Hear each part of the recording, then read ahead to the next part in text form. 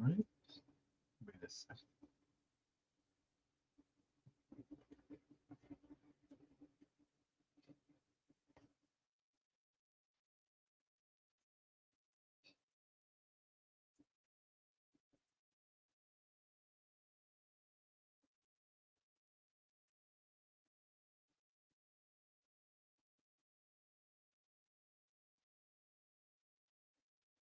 Hello, Rick. Welcome. Welcome those who are joining. Feel free to say hello in the chat. We'll give it a few minutes for people to ramble in before we get started.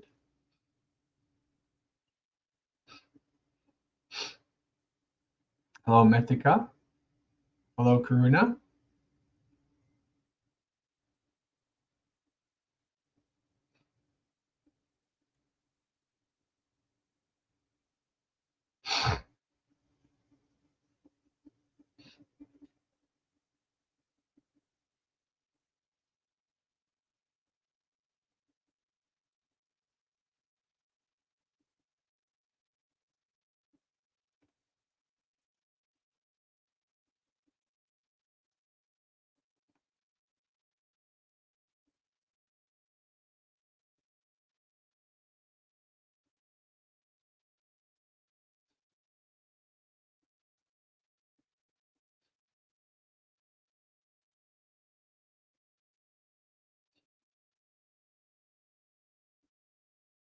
Hello, Louisa. Hello, Steve. Oh, and Gregory. Welcome. All right, Karuna. Well, it's good to see you joining us, even if you're dipping in and out.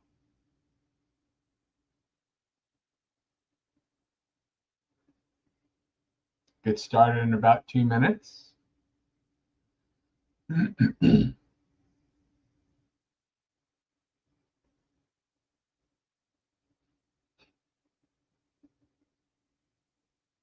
Hello, Bill. Welcome.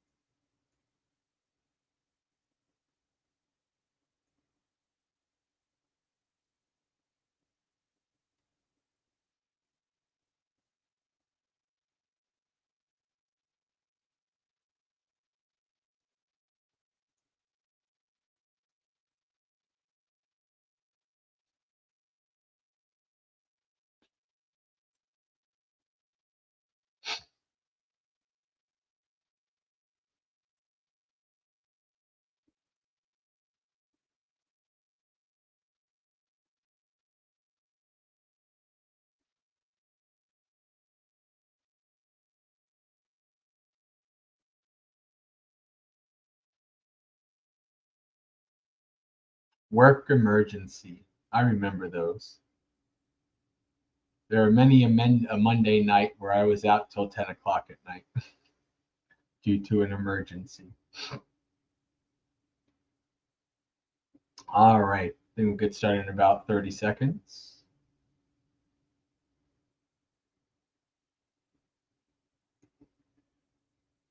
Hello, Jay.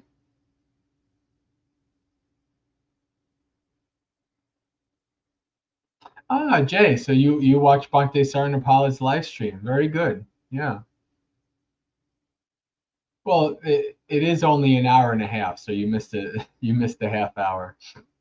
But yeah, I really enjoy going on that because it's very rare that I get to have a community like to sit.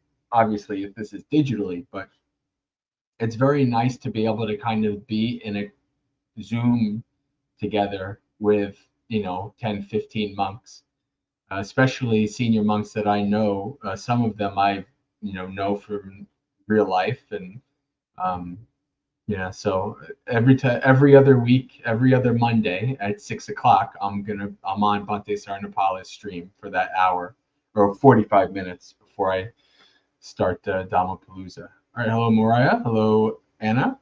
All right. Let's get started.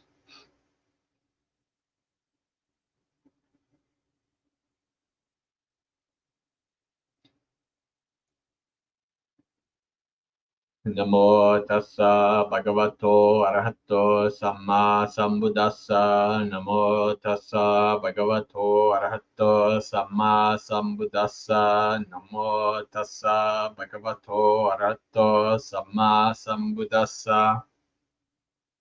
Karaniyamatta kusulena yang tang santang padang abhisamecha saku ujucha sujucha suvacho chasamudua natimani santussako cha suparo cha appakicho cha salloka buddhi santindriyo cha nipako cha appagabbo kulesu nanugeddo Nachakudang samachare kinshiyena venyu pareyu pavadeyung sukhinova kemeno hontu sabbe satta bhavantu sukitatta yeke chipana buttati tasava tavarava anavasesa dighava ye mahantava majjima rasika nukatula Titava yeva ditta ye chadore vasante avidore buttava sambhave siva sabbe satta bhavantu sukitatta naparo parang nikubetta nyati manyetaka tachanang kanchi vyaro senapatika sanya nanya manyasa dukkamichaya Mata yata niyang puttang ayusa eka puttang anurakke evang pisabba buttesu manasang bhaveya parimanang mettang cha sabba lokasming manasang bhaveya parimanang udangaro cha tiriyancha asampadang averang asapattang Titang charang nisinova sayanova yavatassa vigatamiddo etang sading aditteya brahma metang viharang idamhahu Titincha anupagamma silava dassanena sampano kamesu vinayagedang nahijatu gambasayang punarititi. All right, English. Discourse on loving friendliness. One skilled in good, wishing to attain that state of peace, should act thus. One should be able, straight, upright, obedient, gentle, and humble. One should be content, easy to support, with few duties, living lightly, controlled in senses, discreet, not impudent, unattached to families. One should not do any slight wrong which the wise might censure. May all beings be happy and secure. May all beings have happy minds. Whatever living beings there may be, without exception, weak or strong, long or large, medium, short, subtle or gross, visible or invisible, living near or far, born or coming to birth, may all beings have happy minds. Let no one deceive another, nor despise anyone anywhere. Neither from anger nor ill will should anyone wish harm to another. As a mother would risk her own life to protect her only child, even so, towards all living beings, one should cultivate a boundless heart. One should cultivate for all the world a heart of boundless loving friendliness, above, below, and all around, unobstructed, without hatred or resentment. Whether standing, walking, or sitting, lying down, or whenever awake, one should develop this mindfulness. This is called divinely dwelling here, not falling into erroneous views, but virtuous and endowed with vision. Removing desire for sensual pleasures, one comes never again to birth in the womb. Sad. All right. Let's see. Hello, Sam. All right, friends. Well, it is Monday night, so that means it is time for the festival of Dhamma with the Maggasekha community called Dhammapalooza. So we just did some chanting. Later on, we'll do some meditation. What we'll do in between, who knows? Because each time Dhammapalooza is led by the community as to what we're going to do. Sometimes Dhammapalooza is all questions and answers. Sometimes it's just all suttas because nobody has questions. Very, very rarely somebody wants me to give a talk on a topic. That's probably one of the rarest in Dhammapalooza. So for the next couple of minutes, you guys all get a chance to decide how this is going to go. So if you have any questions, you can put that in the chat. If you have any topics you'd like me to discuss, you can put that in the chat. If you have any topics you'd like the community to discuss, you can put that in the chat. As you know, I always encourage you guys saying hello to each other, talking to each other, supporting each other in the chat. You know, even if you're talking in the chat, if having a little back and forth while I'm talking, that's not disrespectful.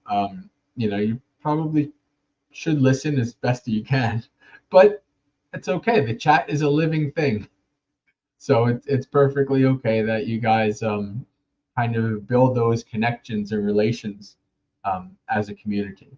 So you're not going to insult me if you do that while I'm saying something or answering a question. Hello, Steve.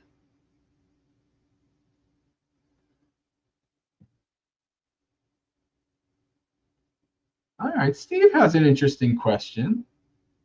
Well, so this question has to do with polypronunciation. In terms of like lowering the tone, that's really kind of dependent on the tradition. And I mean, you basically can make up whatever kind of beat that you want to do a chant in. You know, between the Sri Lankans, the Thai, the Burmese, they chant in all different kinds of ways. The way I chant it, at least the very beginning of this Karaniya Metta Sutta, I got this when I was, basically before I became a Samanera, I had to start memorizing these various chants. And I found this, of all the different chants for this, I found this really cool Sri Lankan chant. It was really kind of, I kind of liked it. So at least the very beginning of my Karaniya Metta chanting is from that kind of Sri Lankan beat. So that's how I kind of got that. But I can give a little. Let me share screen for a second. I can give you a little Pali pronunciation teaching.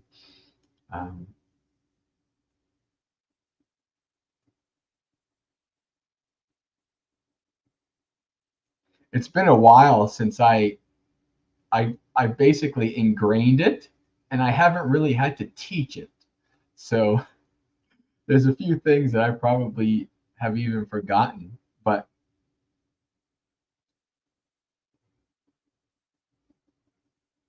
so a few basic tips. When you see the line over over a vowel, that's long. So karan, so these A's are short. Karaniya, karaniya. And then the two of the same consonants together, atta. Makes it a bit longer. Atta kusu. And then E is long. Lena. Yang tung, santang, padang. So some people who chant really fast, they really shorten the consonants. Yang tung, santang, padang, apisamecha. Like they'll like really go fast right through that. I because I have to breathe while I'm chanting, I tend to not chant very fast, and also because I am aware of people who might want to chant with me, like in Morning Monastery Experience. There are people who chant with me in the morning, so I try to chant fairly slow. And then so we have sakko. So the sakko, that's a long one. Uju, cha, suju, cha, right? Sakko, uju, cha, suju, cha. Suvacho, chasamudu, and natimani. You see, so how it's the very basics is understanding when you have to say, Gregory, Morning Monastery Experience will start up again tomorrow. I had a dentist this morning, so no MME, but started up again tomorrow. Although I have a doctor's appointment early on Friday, so I know probably no MME on Friday, but for the next couple of days, we'll have morning monastery experience in the morning. Let's see. Let me see if I can see it, any other sections that. And it's mostly just long and short.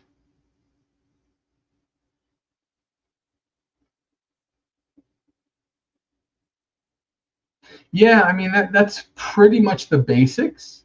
Just kind of knowing what's long and what's short. Some chanting books will have like little dots and lines over the top, like kind of giving you like a how to chant it, like what's long and what's short. But that's really the basics, to know. And even if you say so, I guess another line would be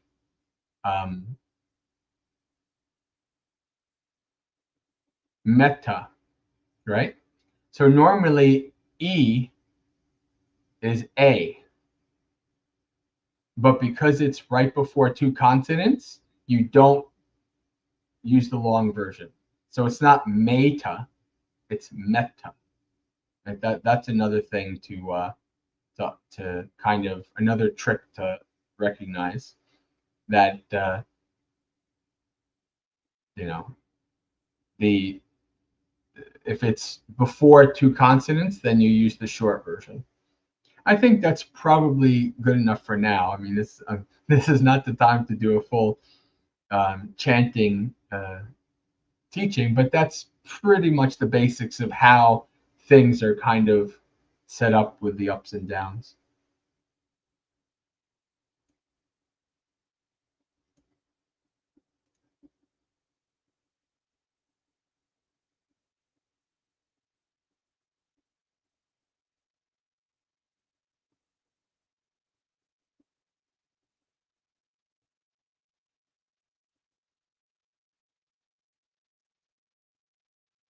Steve says, I'm 5 hours in the EE. I don't know what that means. But Gregory has a question. What is the status of promises with respect to precept on false speech? I noticed the Buddha doesn't seem to make promises in the suttas. Does this mean that they should be avoided?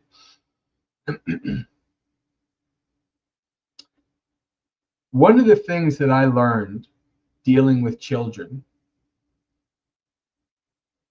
especially in my child protective service job, was that you do not make promises unless you're absolutely sure you can keep them.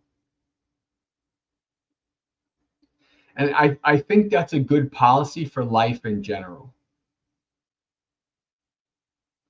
I mean, think about like for a kid, like, I have to, like this, I'm not going to say, oh, well, you'll be back with your mom or you'll see your mom this week or whatever. And then mom doesn't show up or something happens or whatever. There's a lot of,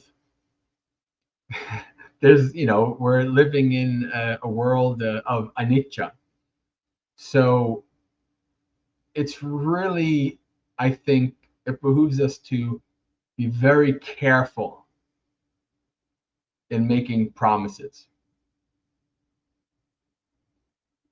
I think one of the reasons why the Buddha doesn't make promises, I think, is because he understands anicca. How can you promise something and then 10 years later, are you going to fulfill that promise? Are you the same person? It's so promises should be given very rarely and very seriously, I think.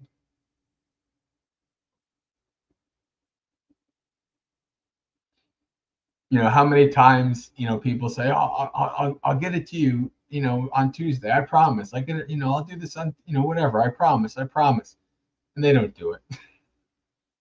Right? If people just keep saying, I promise, well, it loses its value.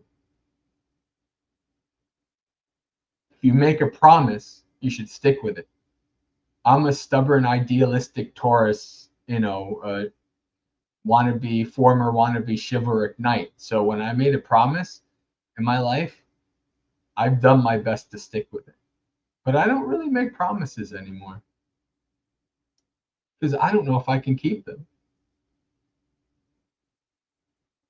So, yeah,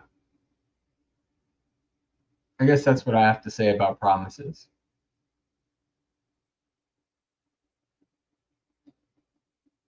Done sparingly and seriously, and ones that you're really going to follow through with.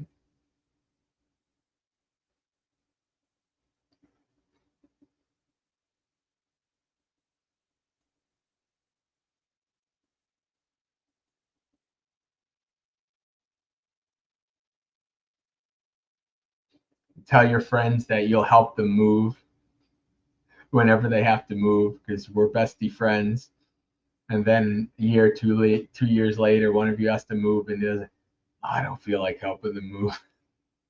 Damn that promise. Yeah, promises. Very careful. All right. I mean, is it false speech if you promise and don't deliver? No, I don't think so. Um, I think it's unskillful. I don't think it's beneficial to do it and not to deliver. I wouldn't say it was false speech. If your intention was to follow through with it, but then, circumstances change and you don't, not wrong speech, I would say. Or at least not lying. So it wouldn't be false speech. Would it be right speech? There's an argument you could say probably not. Um, but I wouldn't equate it not following through with a promise to lying. Depends on your intention.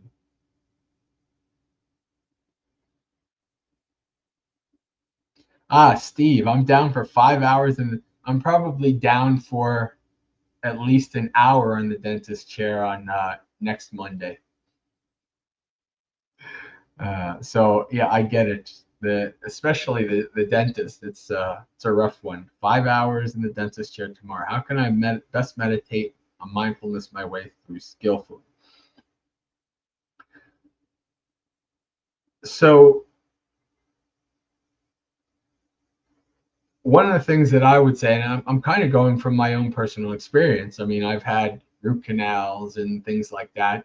Um, as somebody who's a lifelong mouth breather, my teeth are. I'm probably going to have. I'm sure I'm going to be one of those old people that have the dentures as my teeth and my gums slowly fall apart. I'm going to probably maybe have some major dental work that I need to be done. We'll see. Um, but anyway, so I'm just saying this because I can have sympathy for you as a fellow dental sufferer. So, when I remember when I had my root canal, like 12, 13 years ago, I was like, this is going to be a chance for me to really practice my satipatthana. And you know what? It was more a chance to practice. It was way more a chance for me to practice my patient endurance. That's really what it was more a chance to practice. Because even when it gets to be, painful and things like that, even if you're fairly skilled at being mindful, sometimes it's just enduring, right? Just being as mindful as you can, investigating your experience of pain and sensitivity or whatever's happening, and endure.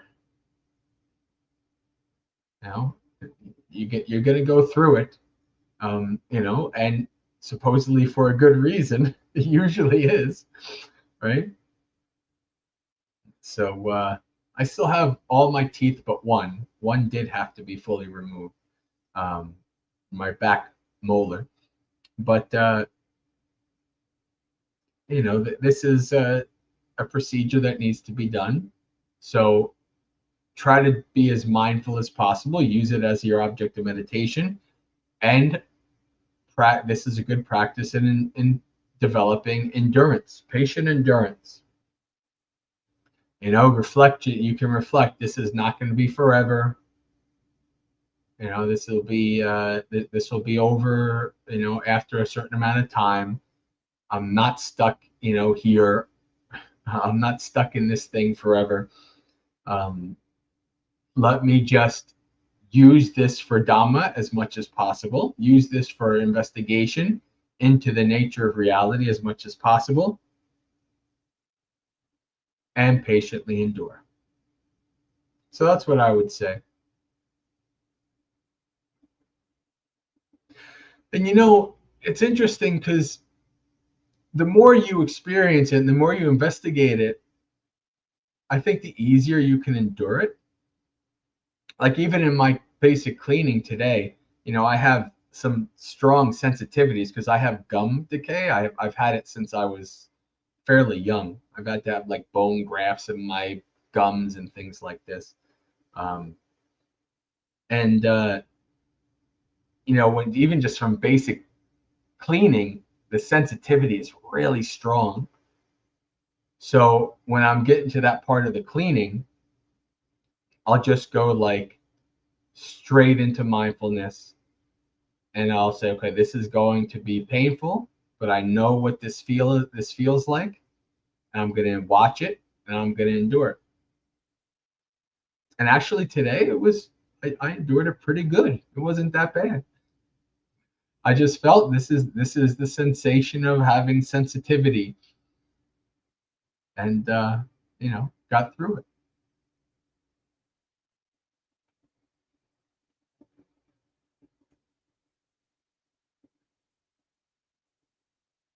Uh, Anna, no, I didn't read. I tend not to check that channel.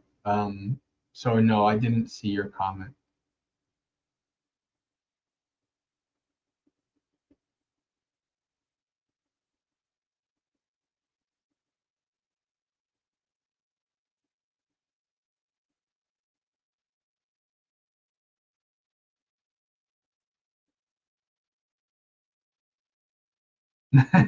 Andrew says, Ajahn Chah got his dentist to take out all his teeth at once. That's the real test for awakening. Hey, even the best have dentures. Bante G has dentures. He's had dentures for a long time, So, um, we all when you get to a certain point, you live long enough, chances are you're going to have dentures. But Jay is saying that his mother and cousin had it in their 20s. Yeah. Well, Anna said that she lost hers, and that's because of the condition that she has. All right. Yeah.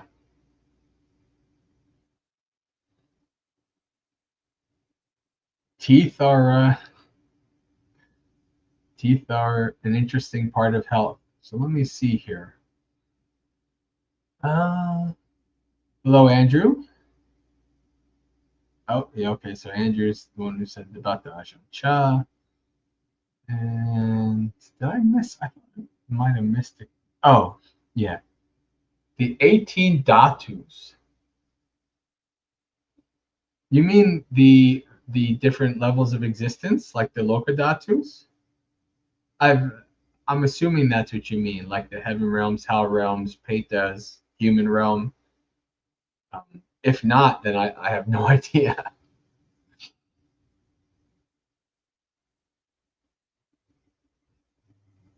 I don't know if I know the exact number, nor have I ever heard it talked about as like the 18 dhatus. So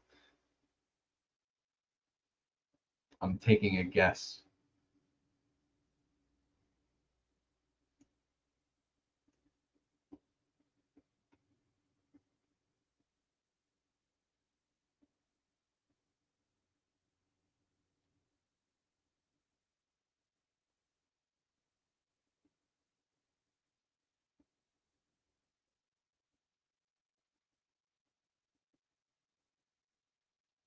Hmm. 18 sense elements. This sounds very Abhidhamma.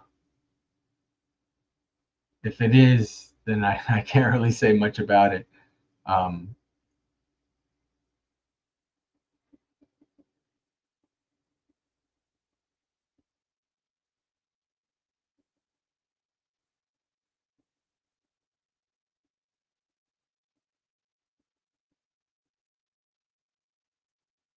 you mean the Salayatanas, the 12, the internal and external sense bases?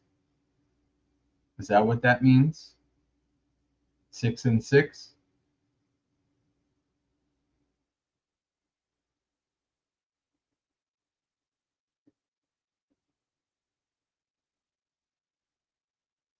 Mm. Plus another 6 sense consciousnesses. Oh, oh, okay.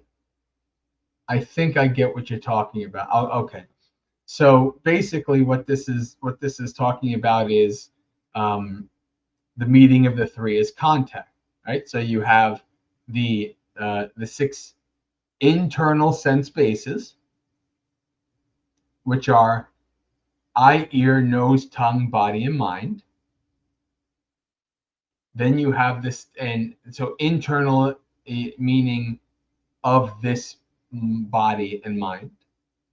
Then you have the 6 external sense bases. This is outside of this body and mind. And so you have sights, sounds, tastes, smells, touches, and mind objects. And with those two things, so your eye sees a form, that's contact. Why? Well, you also have eye consciousness because you're awake. Right? I mean, if you're dead or you're knocked out or sleeping and your eyes are open, your eye can see a form, but there's no consciousness behind it. So it's technically not contact. You're not consciously making contact with an object. And so when those three come together, internal sense base, external sense base, consciousness, the meeting of the three is contact. We see this in dependent origination. With the arising of the 6 senses comes contact. And with contact comes feeling. And then with feeling comes thirst or craving. So these are a very important training ground, investigation ground for our practice to see this process, to see the full process of seeing a sight and going through the whole process of there's a pleasant or unpleasant feeling or neutral feeling connected to that sight. And then the process of your cravings related to that sight. I like it. I want to see more of it. I don't like it. I don't want to see it ever again. And your reactivity, your reaction based on that like and dislike. So these are a very, very important avenue. Well, this is why they are in Satipatthana.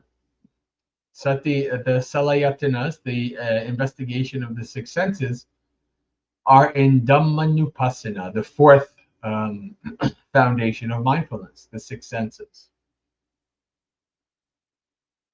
There's been times where I've done the practice of just sitting. Like I remember at Bhavana, I would like kind of sit in the Sangha hall with a cup of hot chocolate, and I would just kind of focus on my senses. Especially I like focus on the hot chocolate. I say, the sights, looking at the hot chocolate and what arises from that, and smelling the hot chocolate and what arises from that, and tasting the hot chocolate and what arises from that. Right? Using a simple experience of drinking as a way to investigate my senses. Karuna says, "Ooh, that sounds super cozy." Yeah, I even wrote an article about it years ago. I think I called it "Universe in a Cup" or something like that. And it was me talking about using something as simple as sitting and having a cup of hot chocolate as a mindfulness practice.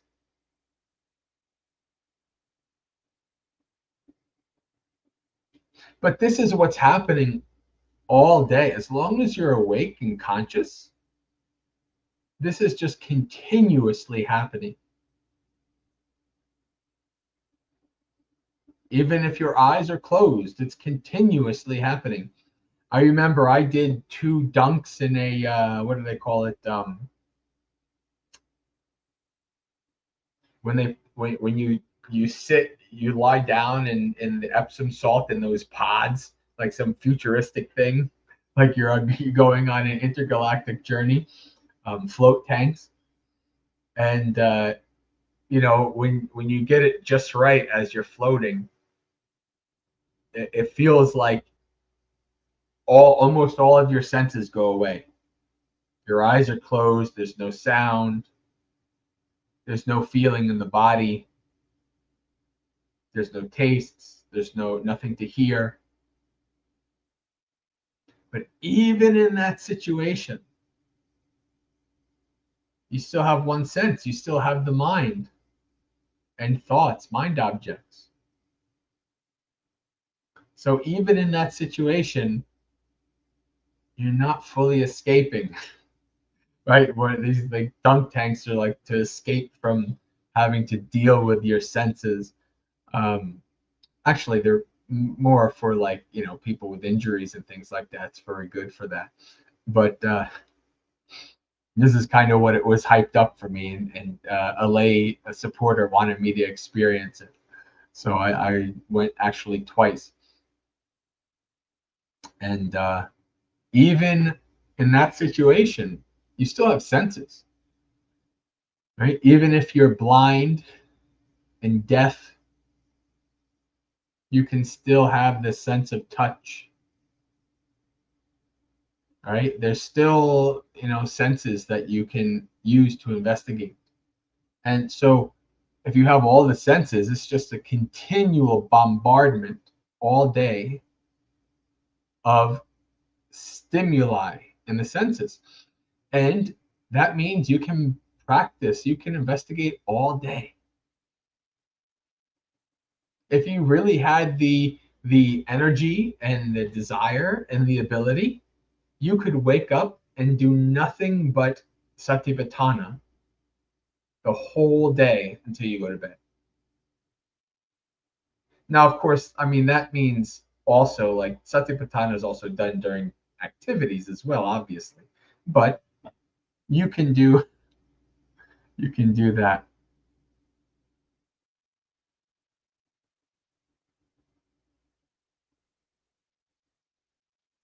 But yeah, hot chocolate is quite nice. Because Bhavana, we didn't really ever have allowables, so a nice chocolate drink with some sugar in it was a nightly staple for me back in Bhavana days.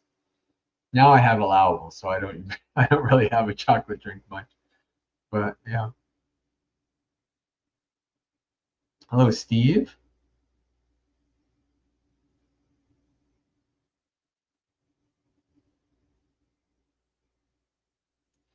All right, Steve, I'll get to your question, but Karuna's here comment is related to, I had a long day waiting for someone post-surgery, and I started picking out just now.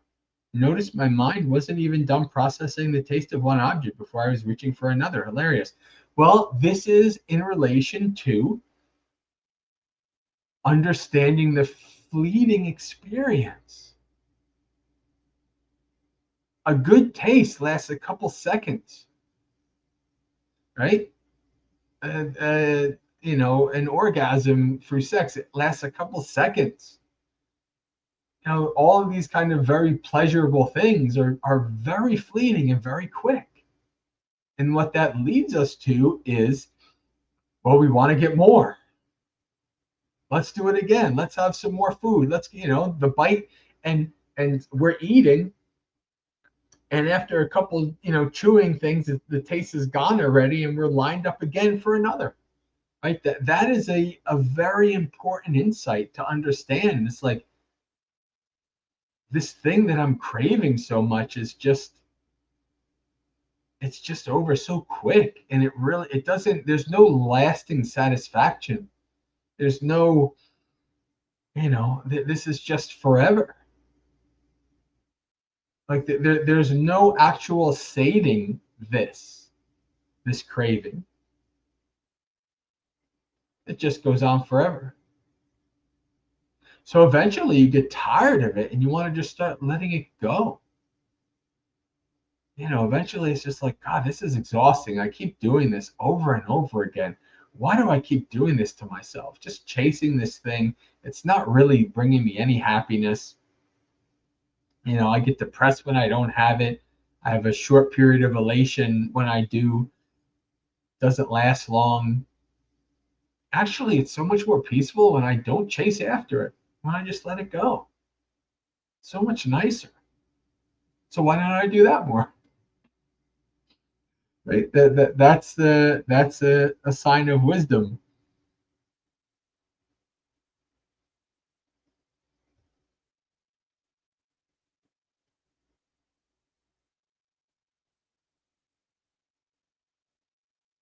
All right. So Steve has kind of a question. Bante and all, I just finished reading the book A Buddhist on Death Row about an inmate at San Quentin. Anybody else thoughts? I have no idea about that book or that story. If you'd like to give a little synopsis or anything specific you'd like me to comment on, you can put that in the chat, and I'd be definitely willing to comment on that.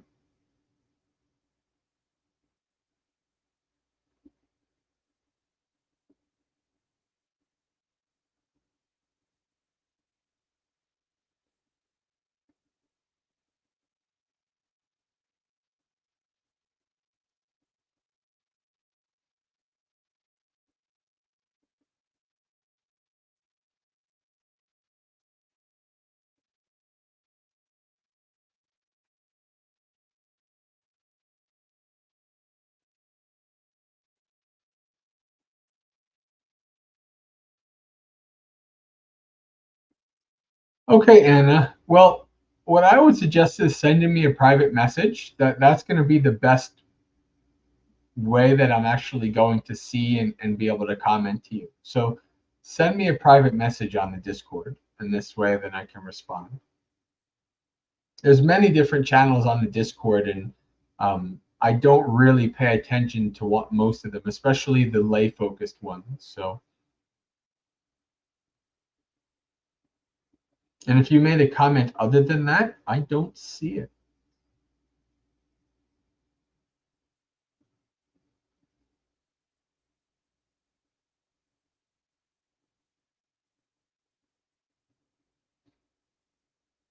All right. Well, I don't see anything else in the chat. Maybe we can read a sutta.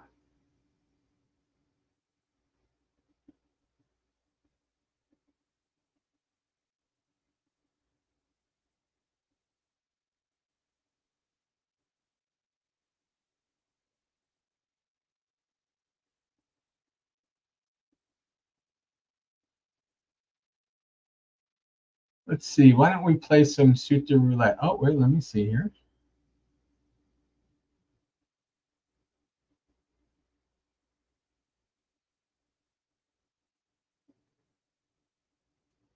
Oh, so this is a person in prison who became a Buddhist. That's what the story is about.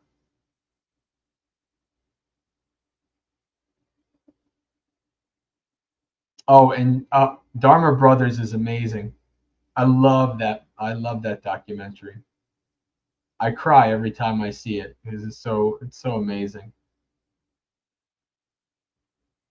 Unfortunately, it's one of those where you have to basically pay to see it. Um, Last I checked, which was a couple years ago, it was on a YouTube, but with Greek subtitles. But yeah, it's an amazing story.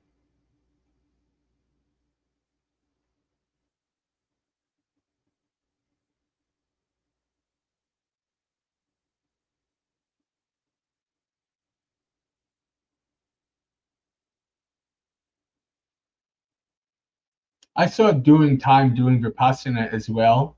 It was a good one. It wasn't as I guess it wasn't as triumphant or emotional as Dhamma Brothers, but yeah, it was good. That's the one about the program that started in India, which essentially is the program that ended up being used by the psychologists in what was it, Alabama, one of the southern states, to do Vipassana courses for inmates in a jail that you see in Dharma Brothers.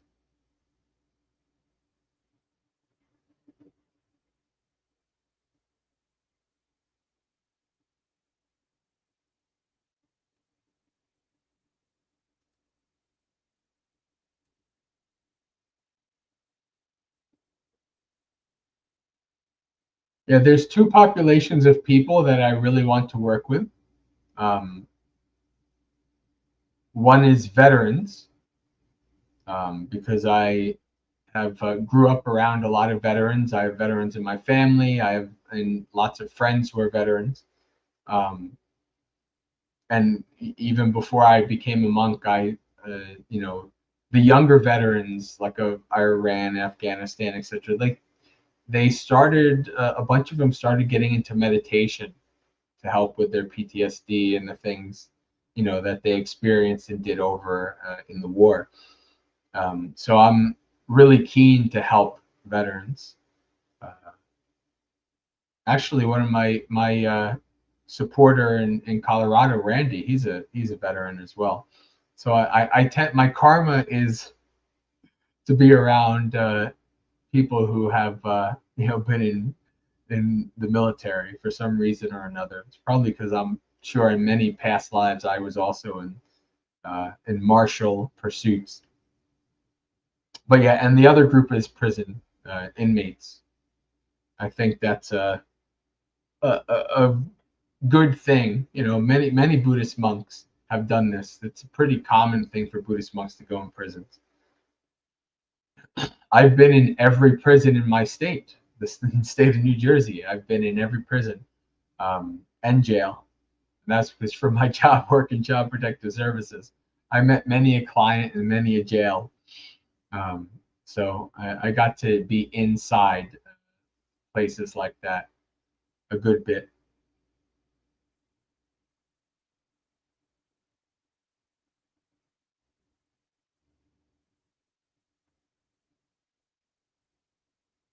All right, share screen. We'll do a little bit of this. I'm surprised. It feels like it went quick, but we've already been going 50 minutes. This one went quick so far. But I think we'll do a little bit of Sutta Roulette, and then we'll do our meditation.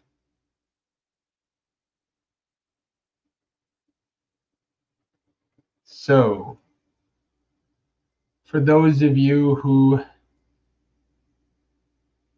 don't know what Sutta Roulette is, well, it's a way that the community helps choose a random sutta for us to read. And it's also a good activity to help people learn how to navigate Sutta Central or the suttas in general, really.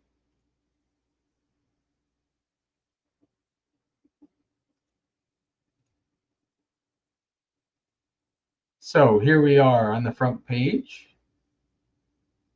So how this works is um, I'm going to ask for a number twice. And the first is going to be essentially the chapter, and the second is going to be the number of the individual sutta. And that's how we're going to choose a random sutta. I think we can go with the Anguttara Nikaya today. I think the last couple of times we did the Samyutta Nikaya. So we're on Sutta Central, the main page. And to go to the suttas, we want to go to the left, the basket of discourses. We click on that. And we want to go to the Anguttara. So you can see the Pali under the English right here. Collections of numbered discourses, Anguttara. And we always want to go to the first one. And they have them in Sanskrit and Chinese and different ones. But the Pali is always the first one. So we go to click the first one. And so you see we have 11 books in this Anguttara Nikaya.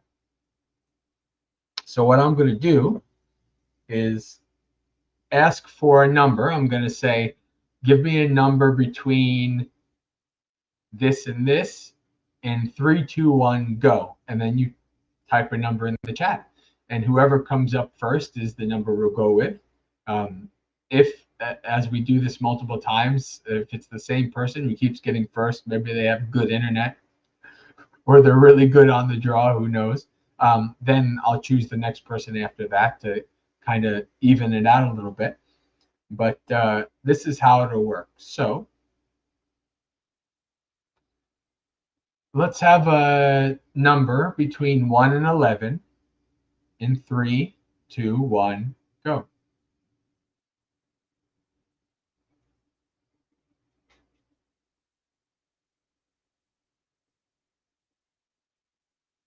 Karuna comes in with a 7. All right. So let's go to the Book of Sevens. Anguttara Nikaya is easy like this. There's only 11. Samyutta Nikaya, there's 57. And Digha and Majjhima Nikaya are just numbers. There's not only one number. You don't need two numbers. But for Anguttara and Samyutta, we need two numbers. So we're going to go to books of sevens. And so let's do a number between 1 and 40 in 3, 2, 1, go.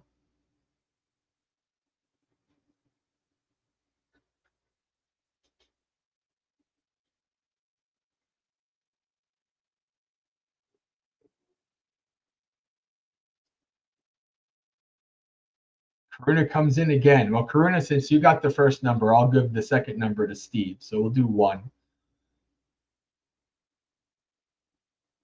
Verse 50, chapter on wealth. Pleasing. So here we see here, Anguttara Nikaya, 7.1. Right, so you can see how this works. And you can also look up top.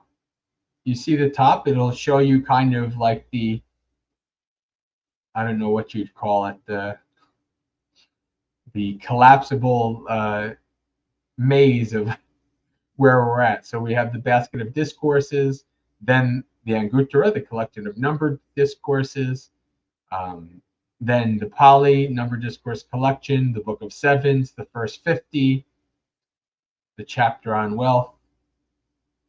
You can see that. See? So this is a good thing too. If you're looking on Sutta Central, you can kind of see where you're at. And so pleasing, 7 qualities that make a mendicant either agreeable or disagreeable to their fellow monastics. Let's read. And this is a small one. Maybe we'll read pleasing 2 as well. But pleasing first. At one time, the Buddha was staying near Savatthi in Jeta's Grove, or Anathapindika's monastery. There the Buddha addressed the mendicants. Mendicants, Venerable Sir, they replied. The Buddha said this. Mendicants, a mendicant with 7 qualities is disliked and disapproved by their spiritual companions. Not respected or admired. What's 7? It's when a mendicant desires material possessions, honor, and to be looked up to. They lack conscience and prudence. They have corrupt wishes and wrong view. A mendicant with these 7 qualities is disliked and disapproved by their spiritual companions, not respected or admired. A mendicant with 7 qualities is liked and approved by their spiritual companions, respected and admired. What's 7? It's when a mendicant doesn't desire material possessions, honor, and to be looked up to. They have conscience and prudence. They have few desires and right view. A mendicant with these 7 qualities is liked and approved by their spiritual companions, respected and admired. Pleasing second. And usually in the suttas, when we have a like a first, second, third, fourth, it's usually almost always the same words, but with a few words different. So let's see what the second and how it differs from the first. Mendicants. A mendicant with 7 qualities is disliked and disapproved by their spiritual companions, not respected or admired. What's 7? It's when a mendicant desires material possessions, honor, and to be looked up to. They lack conscience and prudence. They're jealous and stingy. So jealous and stingy is new, but I think also honor is new. I think there's a different word used. So it's similar, but different qualities are used. A mendicant with these 7 qualities is disliked and disapproved by their spiritual companions, not respected or admired. A mendicant with 7 qualities is liked and approved by their spiritual companions, respected and admired. What's 7? It's when a mendicant doesn't desire material possessions, honor, or to be looked up to. They have conscience and prudence. They're not jealous or stingy. A mendicant with these 7 qualities is liked and approved by their spiritual companions, respected and admired. So let's go back all the way to the Anguttara Nikaya.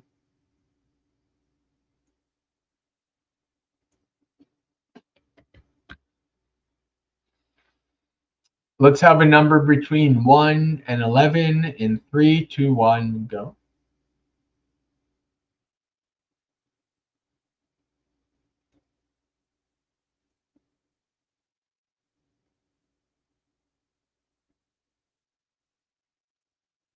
J comes in with an 8. All right. So we are going to be in the Book of Eights.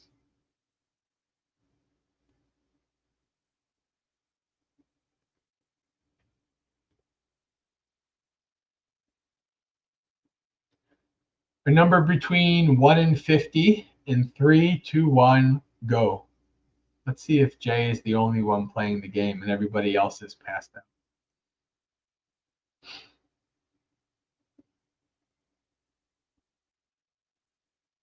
It still shows 10 people, although you can never really tell how accurate it is. All right, Karuna comes in with a 47.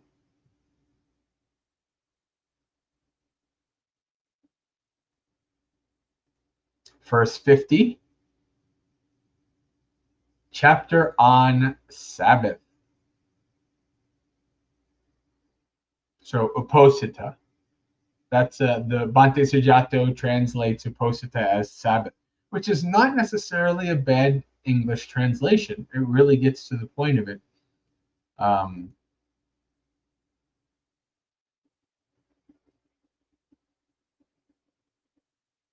What? We're still looking at the last sutta? Where? So 41, 46, 47. With Visakha, unlovable on the lovable gods. The Buddha teaches the laywoman Visakha, who's the Buddha's very, very famous, I think the foremost in generosity to the Buddha for laywomen. So this is very famous, Visakha. 8 qualities through which a woman may be reborn among the agreeable gods. Okay.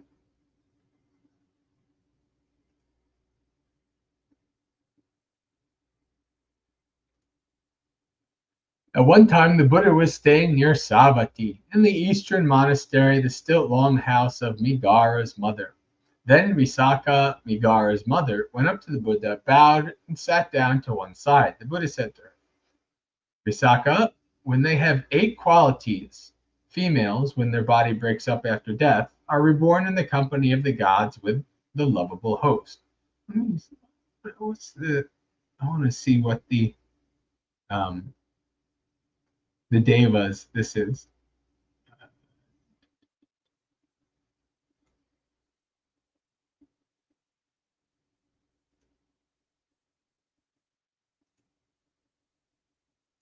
Hmm.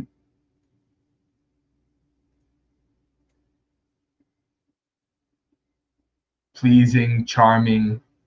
So charming gods, lovable gods. Yes, basically the same. What 8? Take the case of a female whose mother and father give her to her husband, wanting what's best for her.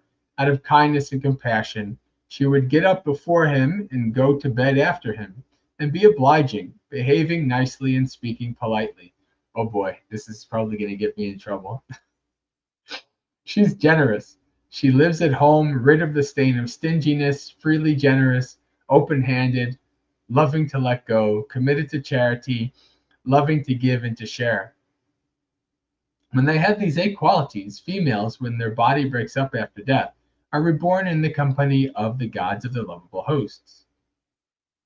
She never looked down on her husband, who's always eager to work hard, always looking after her and bringing whatever she wants.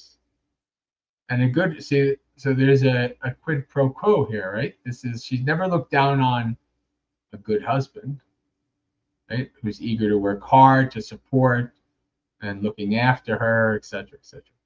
And the good woman never scolds her husband with jealous words. Being astute, she reveres those respected by her husband. She gets up early, works tirelessly, and manages the domestic help. She's lovable to her husband and preserves his wealth. A lady who fulfills these duties according to her husband's desire is reborn among the gods called lovable.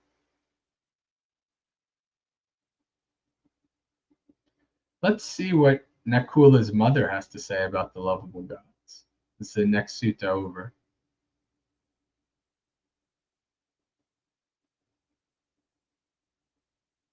All right, it's just the same thing.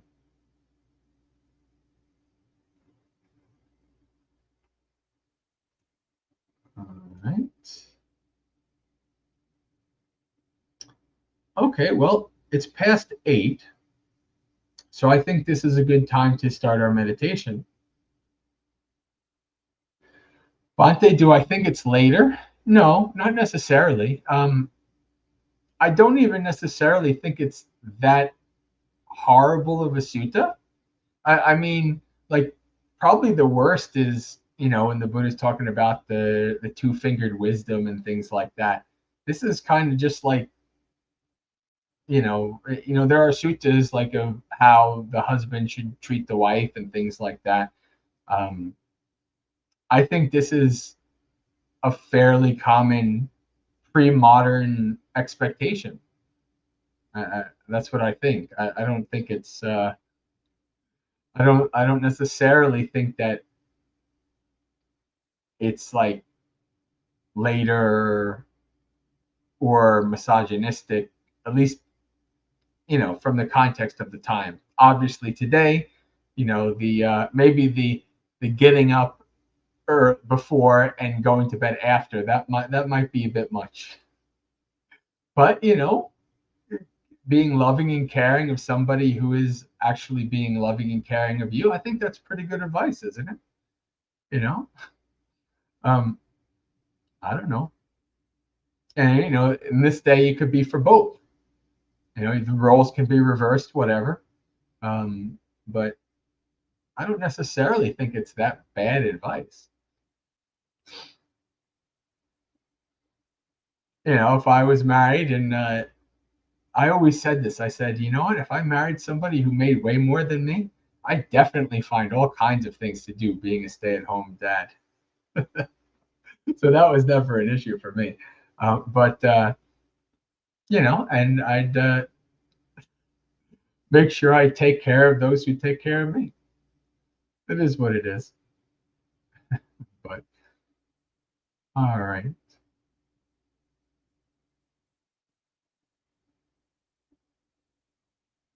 Yeah, I don't think it's because I think it's fairly consistent with other suttas. Like the two-fingered wisdom thing is maybe only in one, maybe two places in the suttas. So you could maybe make the argument that it could be later. Um, I think it's used too much as a go-to kind of explain away anything that might seem misogynistic in the suttas. I mean, the Buddha is talking to people in a certain culture in a certain top time, and and sometimes he's talking in ways that they might understand, and it might seem pretty harsh to us today. Um, I don't think that necessarily means that that's exactly the Buddha, you know, uh, shares and agrees with what he's saying.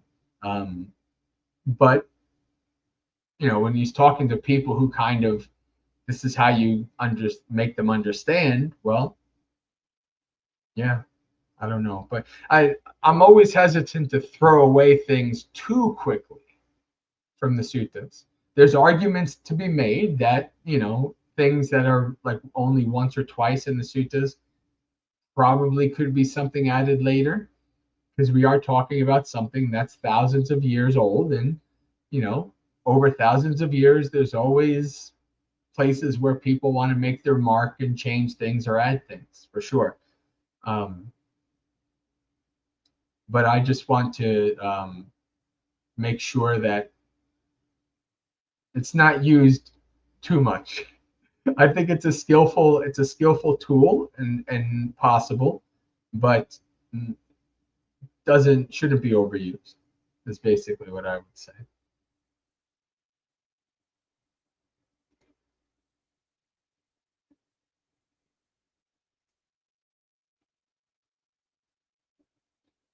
All right.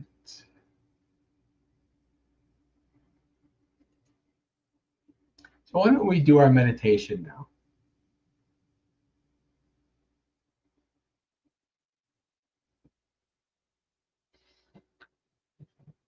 Okay. Set up your body for whatever stable and comfortable position works for you.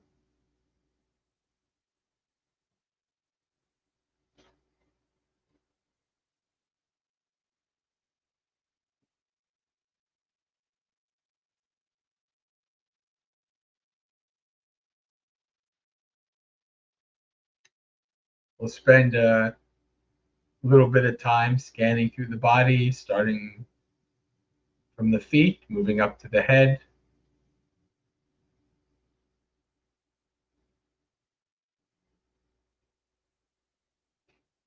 Start by placing your focus on your feet. By placing focus, this means focusing in and being mindful of whatever sensation is arising in that part of the body.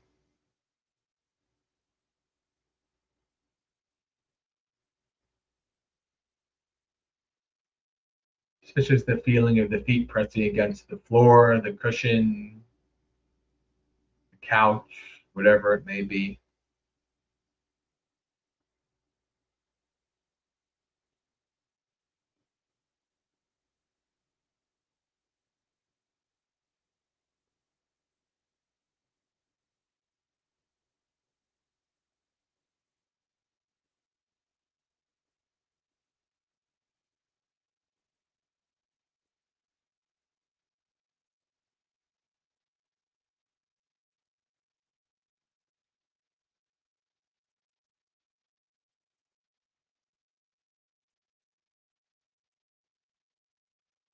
Move up through the ankles into the calves.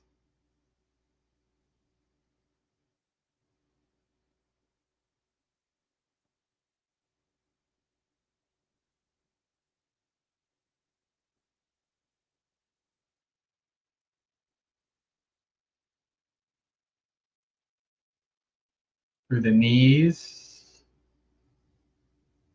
into the thighs,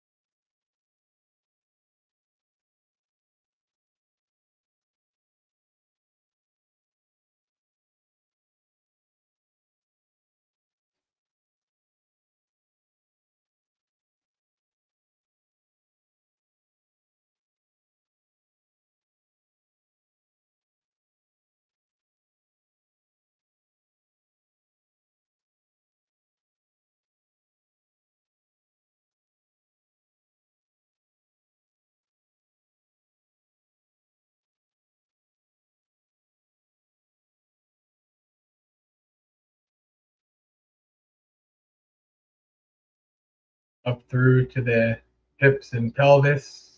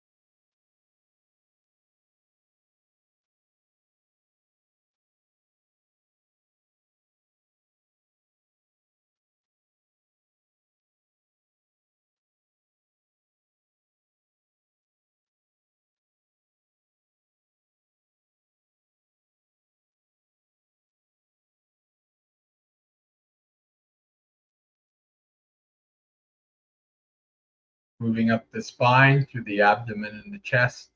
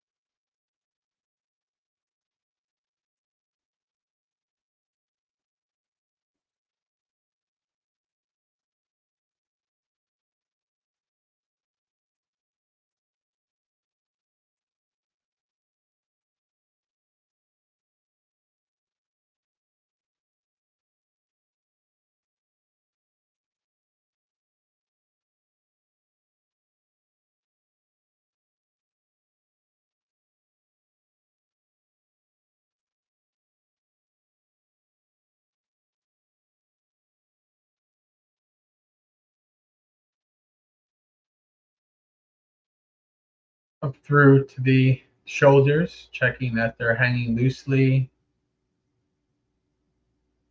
not scrunched up and tight.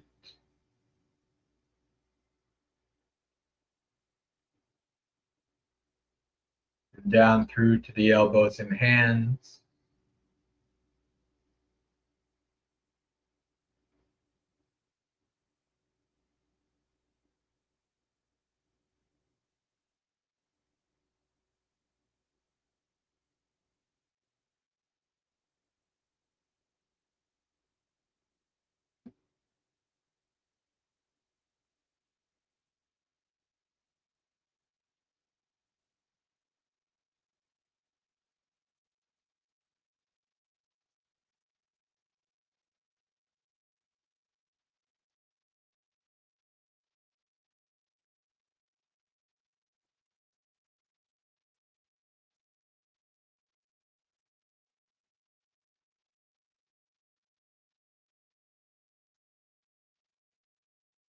And finally up to the head, checking the head is not leaning or slouching, chin parallel to the floor.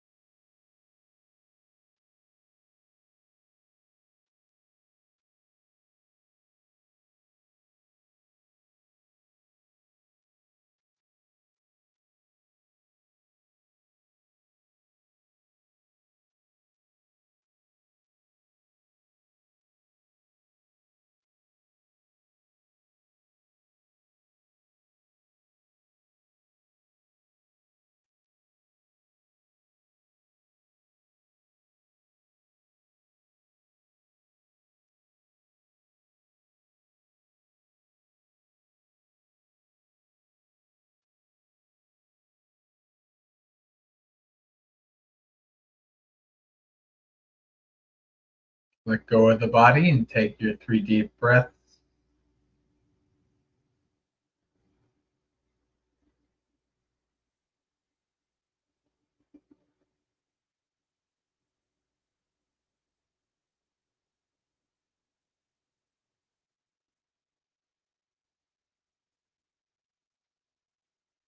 And then let the breath go.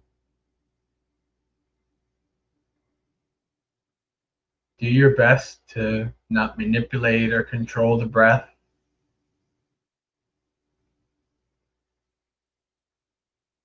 Just let it be, let it do its job.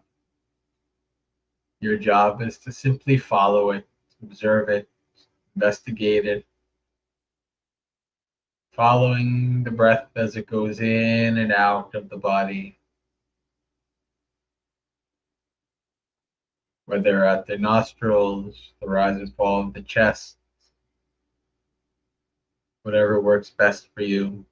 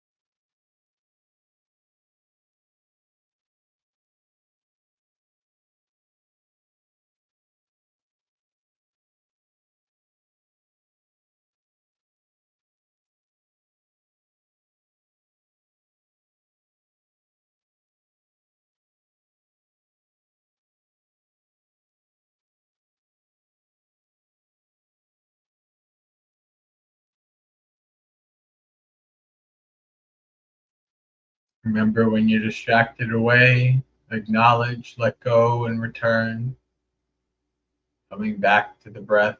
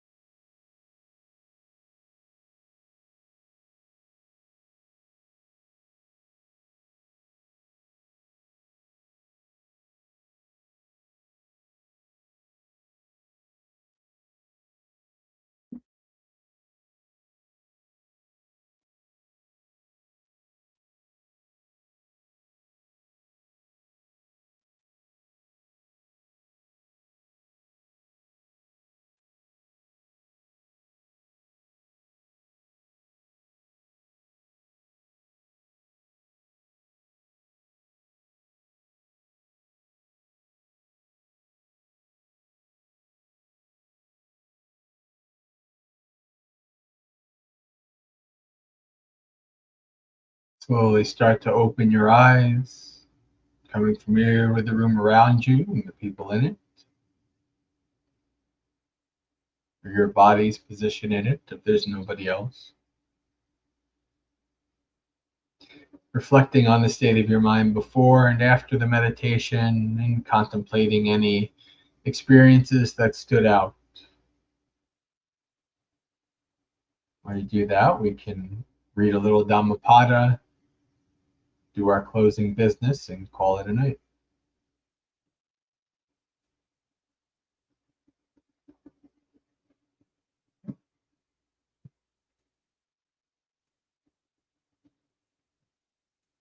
Attavagga, the self. If one holds oneself dear, one should diligently watch oneself. Let the wise man keep vigil during any of the 3 watches of the night. One should first establish oneself in what is proper. Then only should one instruct others. Thus the wise man will not be reproached. One should do what one teaches others to do. If one would train others, one should be well controlled oneself. Difficult indeed is self-control. One truly is the protector of oneself. Who else could the protector be? With oneself fully controlled, one gains a mastery that is hard to gain. An evil, witless man does by himself, born of himself, and produced by himself, grinds him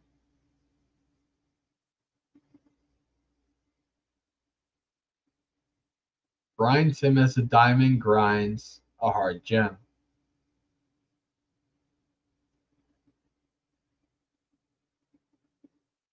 Sorry, just the grammar there is a bit weird. All right, just as a single creeper strangles the tree on which it grows, even so a man who is exceedingly depraved harms himself as only an enemy might wish. Easy to do are things that are bad and harmful to oneself, but exceedingly difficult to do are things that are good and beneficial. Whoever on account of perverted views scorns the teachings of the perfected ones, the noble and righteous ones, that fool, like the bamboo, produces fruits only for self-destruction. By oneself is evil done, by oneself is one defiled, by oneself is evil left undone, by oneself is one made pure. Purity and impurity depend on oneself. No one can purify another.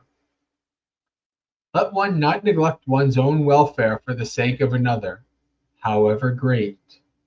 Clearly understanding one's own welfare, let one be intent upon the good.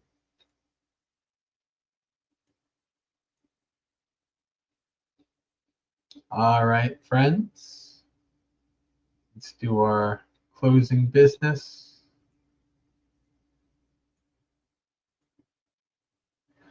So if this is your first time on this stream and you'd like to see more information and more events and more activities from myself and Maggasekha, you can go to the website listed on the screen, maggasekha.org, maggasekha.org. This is my headquarters. This is where I post anything that I do, videos, articles, retreats, my travels.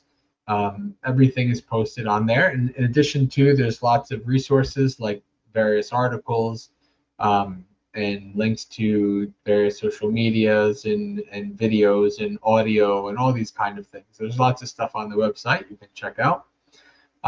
Including in the top right, there's a box for you to put your email if you'd like to be notified. So anytime you put your email in there, and anytime that I post something new, you'll get an email notification. You can do the same thing on the YouTube. You can click subscribe, click the bell, and then anytime a new video comes out or a new stream comes out, you will get notified. In terms of regular weekly activities, We have our Mondays, Dhammapalooza at 7 p.m. New York time, GMT -5. All times are GMT -5 New York time.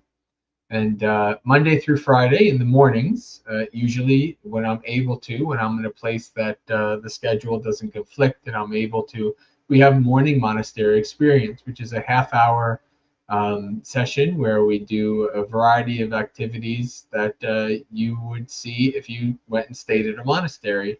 You saw morning chanting, some precepts, and some Dhamma teachings, all every morning, Monday through Friday, 8 a.m. New York time. Then we have Saturdays at 3 p.m. New York time on Insight Timer app. You can attend one of my sessions where I do a guided meditation, Dhamma talk, and Q&A. Sunday nights on our Discord community, the Maggasekha community online, we do a Sutta reading. The community reads Suttas together. People volunteer. We all read together. It's not just myself or the other monastics on there. And so that's another event. And speaking of the Maggasekha Discord community, it is a community that is based in the early Buddhist text, the suttas, in relation to both study and practice. So if this is a community that sounds interesting to you, that you'd like to check out, you're more than welcome to send an email to the email listed on the screen, maggasekha@gmail.com, and ask for an invite, and we'll send you one.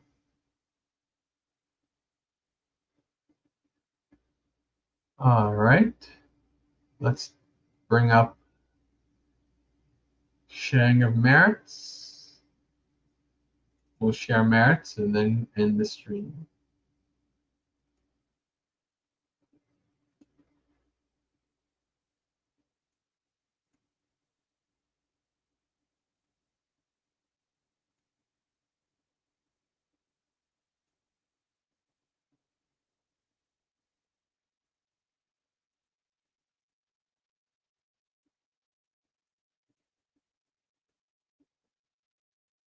Dukkha patta chani dukkha, bhaya patta chani bhaya, soka patta chani soka, hontu sabbe pipaniyo, etavata cha mehi sampatam punya sampatam, sabbe deva anumodantu sabba sampatti siddhya, akasata chabumata deva naga mahidika punyam tang anumoditva charang rakantu sasanang.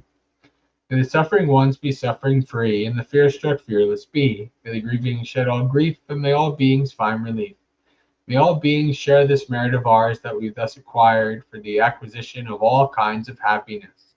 May beings inhabiting space and earth, devas, nagas, and yakas of mighty power, share this merit of ours. May they long protect the Buddhist dispensation. Sadhu, sadhu, sadhu. All right, friends, that is the end of another Dhammapalooza. Sukhi Hotu, may you be well and at ease. Practice well and be well. May you have a spiritually successful and peaceful practice until we meet again. Have a good week.